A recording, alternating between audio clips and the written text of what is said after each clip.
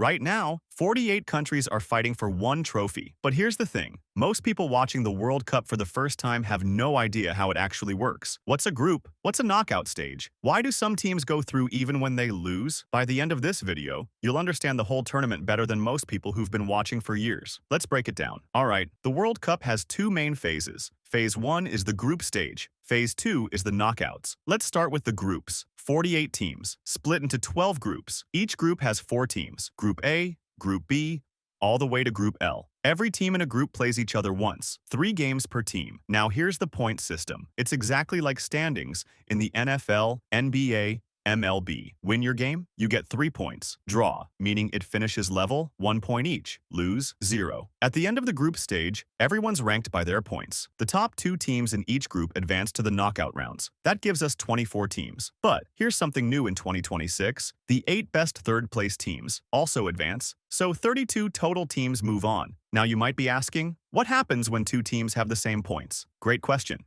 First tiebreaker is goal difference. How many goals you scored minus how many you let in. After that, it's goals scored. Then head-to-head result between the tied teams. Then fair play points. And if it's still tied after all that, they literally draw names out of a hat. Yes, really. This is why every goal matters. Scoring 4-0 instead of 1-0 can be the difference between advancing or going home. Once the group stage ends, the real madness begins. This is single elimination, just like March Madness. Win and you move on. Lose. Your World Cup is over. Pack your bags, go home, wait 4 years. This year, the knockout stage starts with the round of 32. 32 teams, 16 games, all played in about a week. The bracket is set based on how teams finished in their groups. Then the round of 16. Then the quarterfinals, the final 8. Then the semifinals, the final 4. Then the final on July 19th. Now here's where it gets spicy. In knockout football, if a game is tied after 90 minutes, you don't just call it a draw. You go to extra time. 2 15-minute halves. That's 30 more minutes of football. And if it's still tied after extra time, penalty shootout. 5 players per team. Each one steps up. Alone, 12 yards from goal, one-on-one with the goalkeeper. No teammates, no second chances. You either score or you don't. In 1994, Italy and Brazil played a World Cup final that went to penalties. Roberto Baggio, Italy's best player, stepped up to take the final kick. If he scores, Italy wins the World Cup.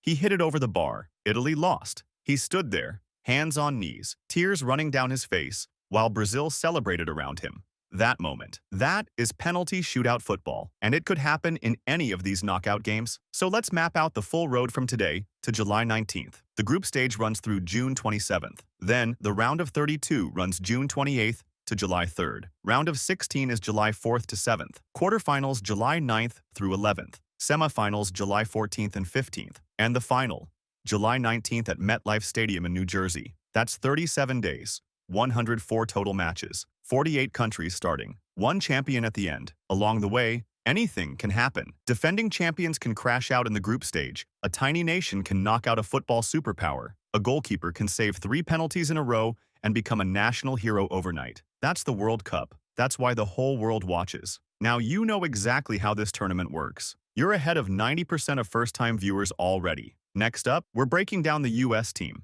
How good are they really? Can they go deep in this tournament on home soil? That video is dropping today, so hit subscribe and you won't miss a single thing. The World Cup is here. Let's watch it together.